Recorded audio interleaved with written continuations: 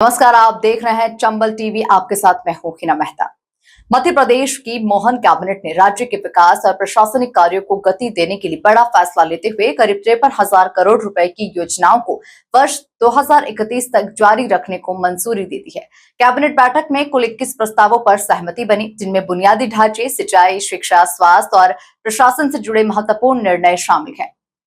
MSME मंत्री चैतन्य कश्यप ने बैठक के बाद जानकारी देते हुए बताया कि लोक निर्माण विभाग की 26,311 करोड़ रुपए की 5 प्रमुख परियोजनाओं को भी आगे जारी रखने की स्वीकृति दी गई है।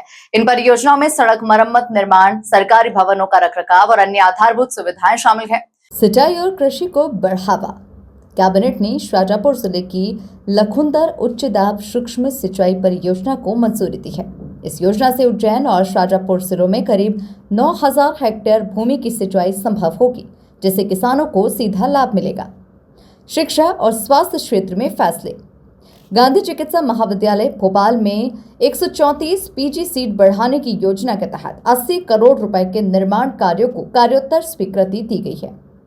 श्याम शाह चिकित्सा महाविद्यालय रीवा के सुपर स्पेशलिटी अस्पताल के विस्तार के लिए 174 करोड़ रुपए की पुनरीक्षित मंजूरी दी गई है। प्रशासनिक और कानूनी निर्णय।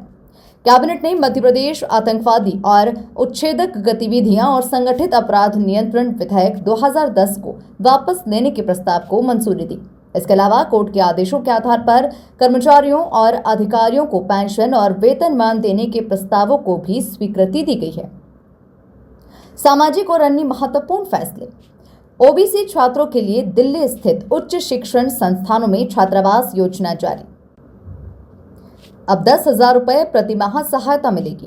38,901 आंगनबाड़ी भवनों में विद्युत व्यवस्था के लिए 80 करोड़ रुपए मंजूर।